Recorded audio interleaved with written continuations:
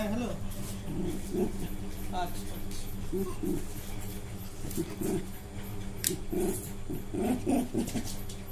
ঠিক আছে ঠিক আছে। Hello hello.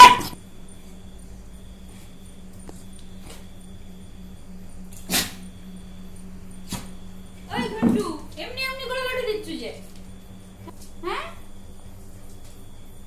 বনু তোর দেখে কি শিখবে? হ্যাঁ, বলছি না দিনে যত বড় হচ্ছ তুই তত ছোট হয়ে যাচ্ছ। তোকে দেখে বনু ওরকমই করবে, এখানে সেখানে এরকম করে লাঠি দিবে। মামা, হ্যাঁ মামা,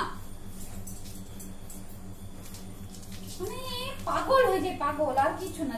দেখো তুমি দেখো দাদা কি করছে, দেখো, দেখছো দাদার কাণ্ড, দেখছো?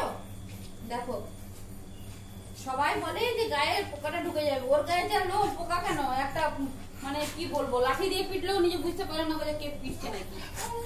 তুমি কি করবে দাদার সাথে নেমে? চলে গেছে তো, হ্যাঁ চলে গেছে পোকা, ভালো হয়েছে। দেখো দেখছো, দেখো দাদা সন্ধ্যেবেলায় পোকা দেখলেই পাগল হয়ে যায়।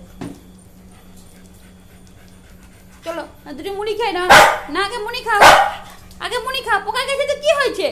আমি কি পোকার জন্য দায়ী নাকি? পোকা যাক, সন্ধ্যেবেলা হলে পোকা চলে গেলে জিৎকার। যাক পোকা, পোকা বাড়ি গেছে।